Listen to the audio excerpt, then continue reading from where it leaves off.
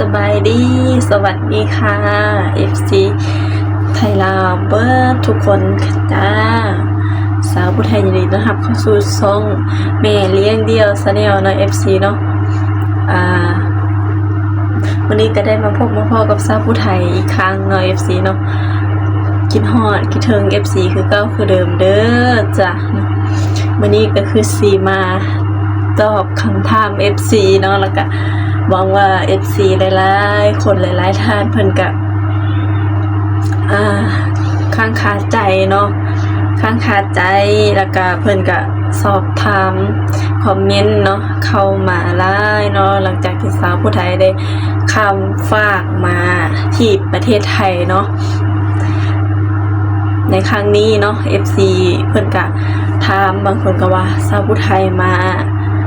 ทำงานบ่เนาะหรือว่ามาเที่ยวมาหาญาติเนาะหรือว่ามาหาผู้ใดเนาะมาหาแฟนบ่หรือว่ามาเฮ็ดหยังเนาะ FC เนาะคลิปนี้สาวผู้ไทยก็สิมาอธิบายให้ฮู้จะแจ้งกันบ่ทุกคนเนาะก็ขอบพระคุณก่อนอื่นก็ขอบพระคุณ FC ทุกๆคนทุกๆท่านเนาะที่คอยติดตามให้กำลังใจแล้วก็ขอบคุณทุกๆคำอวยพรเนาะทุกๆกำลังใจจาก FC คนไทยคนลาวเนาะหรือว่าอยู่ต่างประเทศนำเนาะก่อนสิไปฟังเรื่องราวว่าสาวผู้ไทยนั้นมากรุงเทพในครั้งนี้มาเพื่อยังก็ฝากกดไลค์กดแชร์กดติดตามเพื่อเป็นกำลังใจให้แม่เลี้ยงเดี่ยวด้วยนะคะสนับสนุนสาวผู้ไทยด้วยการ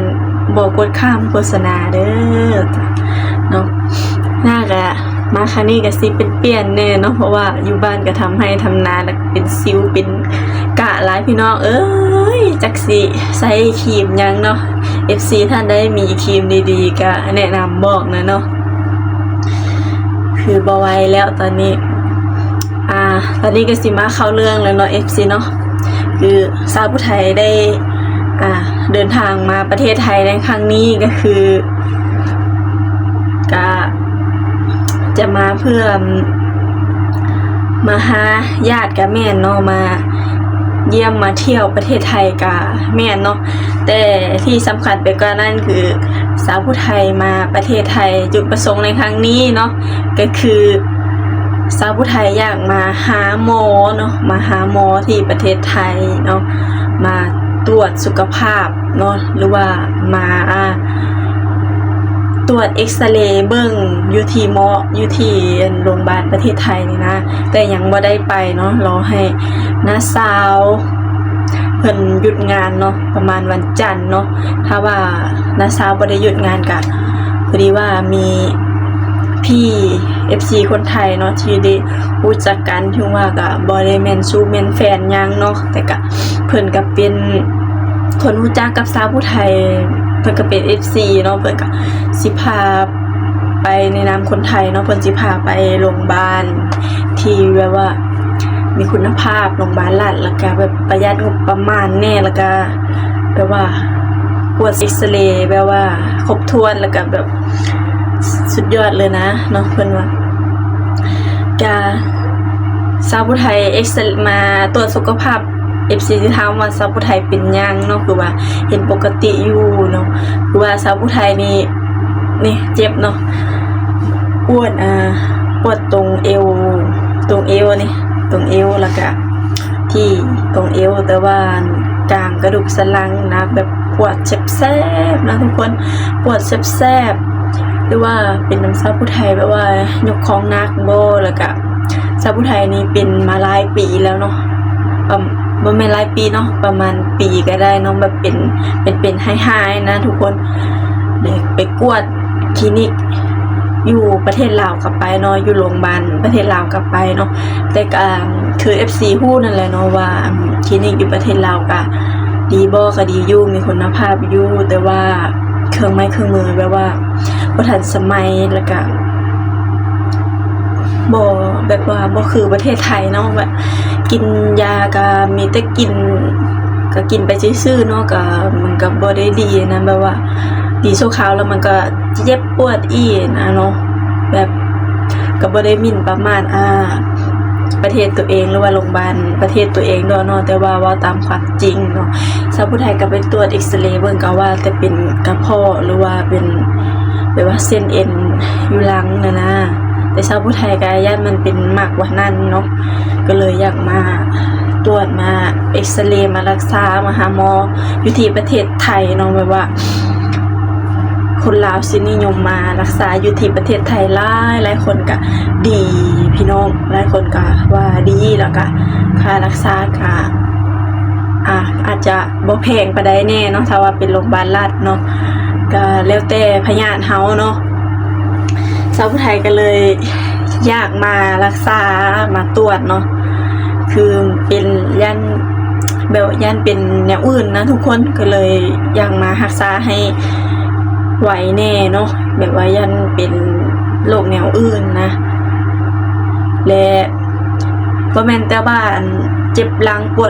ดเอวเด้พี่น้องแบบว่ามันเจ็บแซ่บๆนะแบบตรงกระดูกสันหลังหรือว่าตรงไขหลังตรงอันนี้นะชาวผู้ไทยก็ย่านกลัวย่านเป็นแนวอื่นเนาะแล้วก็ชาวผู้ไทยก็แบบเจ็บเอวมาจ้องใส่มดลูกนำเนาะ FCก็คืออยากมาตรวจมาเอ็กซเรย์เบิ่งอยู่ที่โรงพยาบาลประเทศไทยเนาะก็การมาในครั้งนี้ก็คือดิ้นรนมาแล้วเนาะค่ะบ่ได้ทางบ้านก็ แต่ก็ดิ้นรนมาคือบ่มีเงินบ่มีคำก็หายืมญาติยืมเพื่อมาเนาะเพราะว่าชาวผู้ไทยอยากดีอยากรู้จักให้มันแน่ชัดว่าเป็นโรคหยังแล้วก็อยากรักษาให้ดีเนาะอยากมา